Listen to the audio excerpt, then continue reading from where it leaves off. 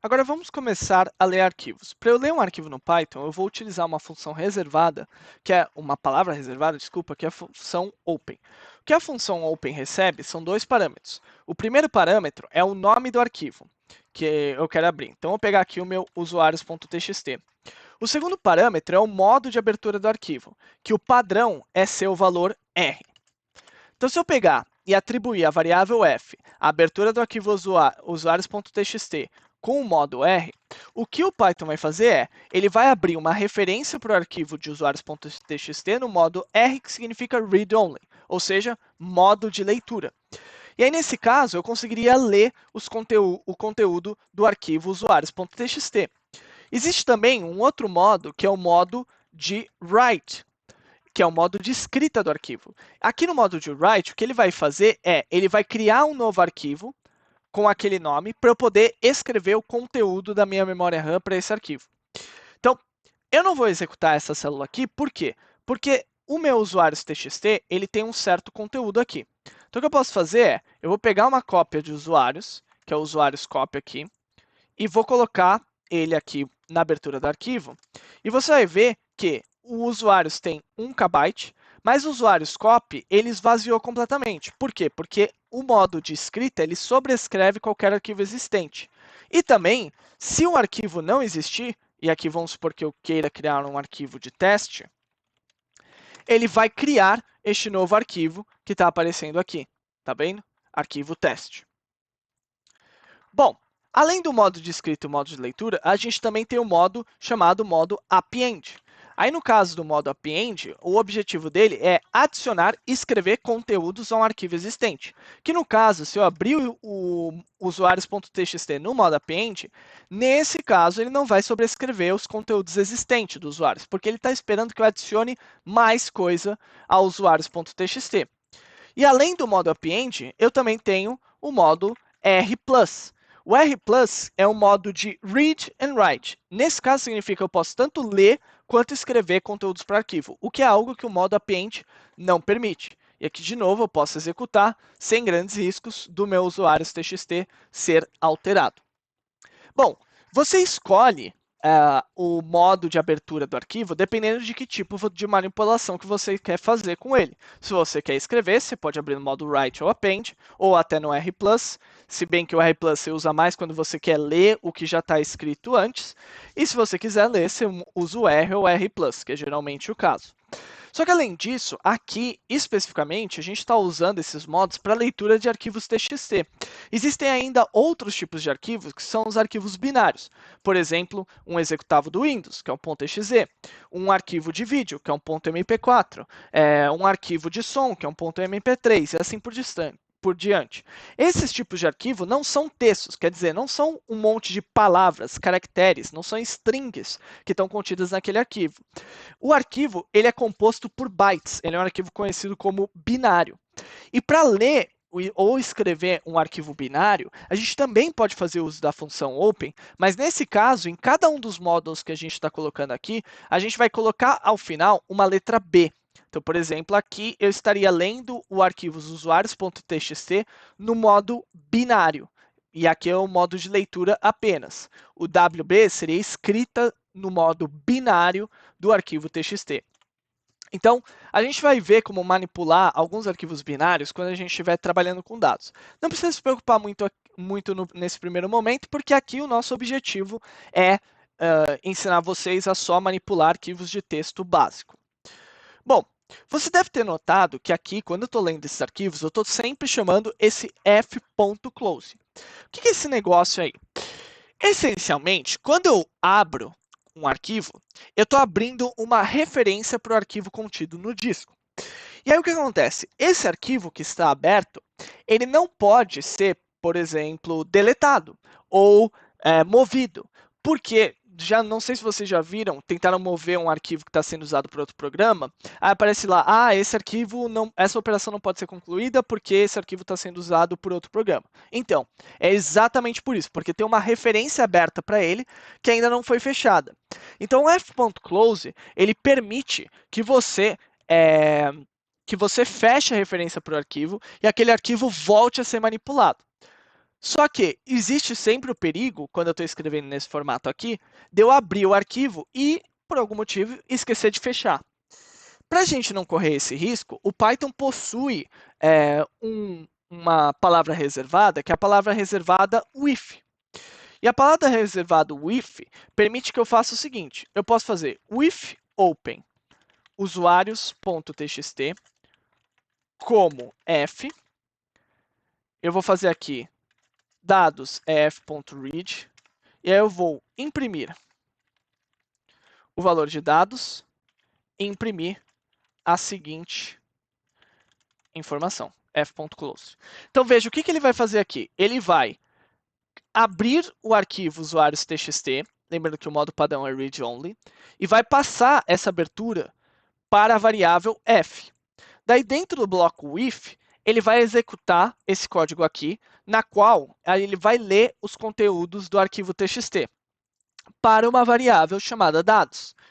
Em seguida, eu vou imprimir o valor de dados e eu vou checar se o arquivo f está fechado ou não. E você vai ver que o resultado é true porque o arquivo está de fato fechado. Então veja que fazendo no bloco if, eu não precisei chamar o f.close. Ele automaticamente fez o fechamento do arquivo para mim. Caso contrário, eu teria que chamar o f.close como eu fiz aqui anteriormente. E é importante destacar que depois que um arquivo é fechado, seja pelo bloco if ou seja chamando o fclose, você não pode mais continuar lendo o conteúdo daquele arquivo. Por exemplo, vamos abrir aqui o arquivo teste que eu gerei. Acho que era arquivo teste, né? Cadê? Arquivo teste. Que eu gerei. Aí vamos dar...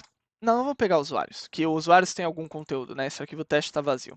Vou pegar usuários e eu vou fechar o arquivo. E aí depois eu vou tentar ler o conteúdo do arquivo. E olha o que acontece.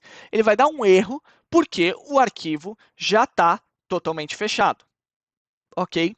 Então, a gente não consegue ler mais conteúdos do arquivo.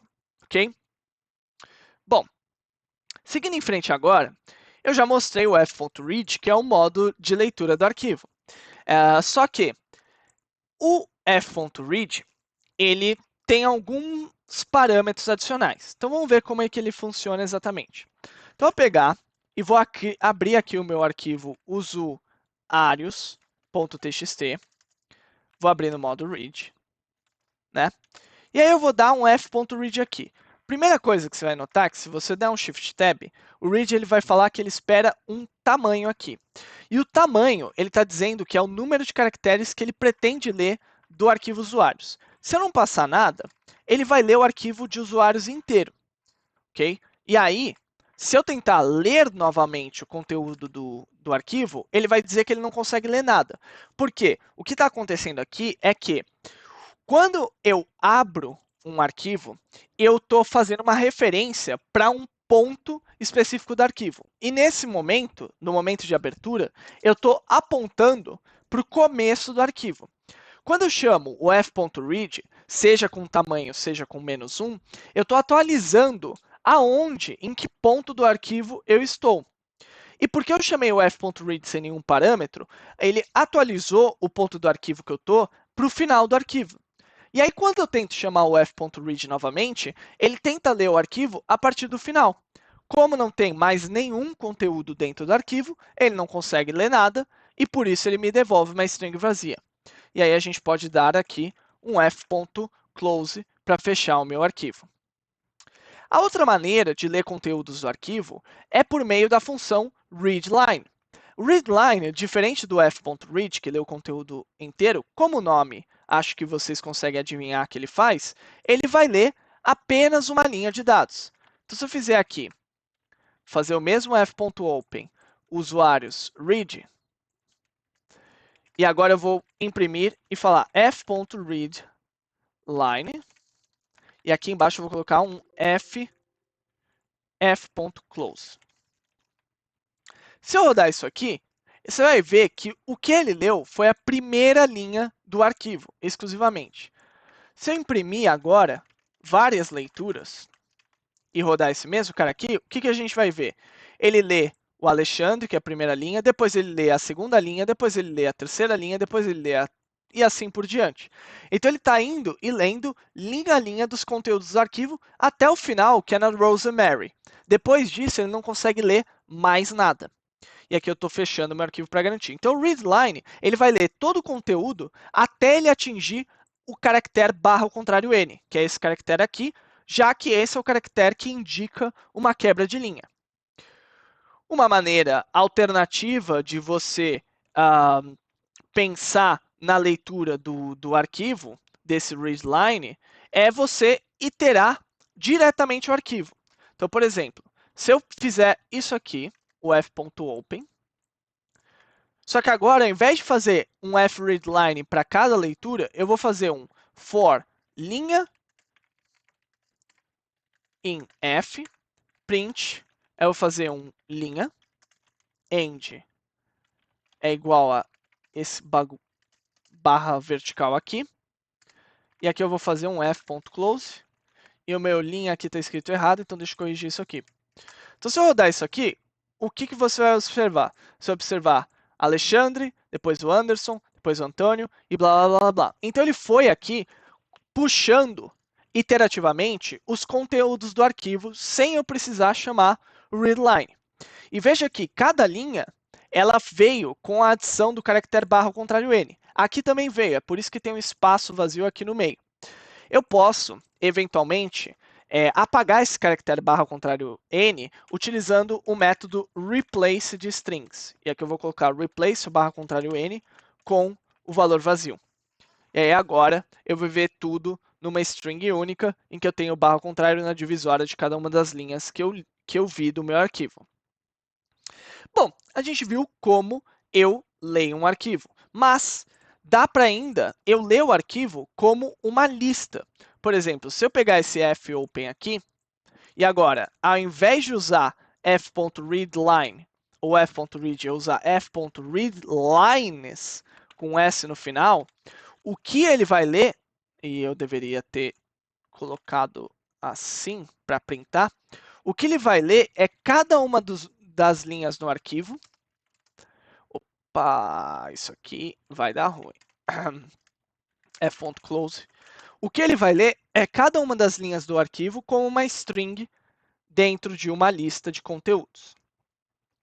Além de ler, uma operação que eu quero fazer é também escrever. Então, vamos pegar aqui o meu arquivo de teste, open, arquivo teste.txt, e aqui eu vou abrir ele no modo write, com um F, e aqui eu vou dar um print, f.write, este é um teste. Eu vou colocar um barra contrário ele. Se eu rodar isso aqui, o que vai acontecer? Bom, primeiro, se eu olhar o meu arquivo, e o arquivo teste, cadê o arquivo teste? Está aqui. Você vai ver que ele inseriu este é um teste dentro dos conteúdos do arquivo. Além disso, você vai ver que ele devolve um 16. O que é esse 16? Bom, acho que você consegue adivinhar. 1, 2, 3, 4, 5, 6, 7, 8, 9, 10, 11, 12, 13, 14, 15, 16. É o número de caracteres que eu inseri. Na verdade, é o número de bytes. Só que como cada caractere tem um byte, ele me diz, ó, você inseriu 16 bytes nesse arquivo. Então, ele me devolve essa informação. Para eu inserir conteúdo dentro de um arquivo TXT, como é o que a gente está trabalhando aqui, eu preciso sempre que o que eu estou inserindo seja uma string. Então, se eventualmente você quiser inserir, por exemplo, vamos inserir uma tupla, que seja a resposta é 42. Para inserir essa tupla, eu tenho que converter o valor que eu quero inserir numa string, e aí eu posso escrever aquela string no meu arquivo. E deixa eu mudar aqui para o modo A, para a gente adicionar ao conteúdo do arquivo. Se eu executar agora, e eu for ver o conteúdo do arquivo teste, você vê que ele aparece, este é um teste, e depois resposta 42. Ok? Bom, o que a gente tem adicionalmente de arquivos? Olha, a gente tem a função f.tel, que retorna um inteiro que me dá a posição atual do arquivo.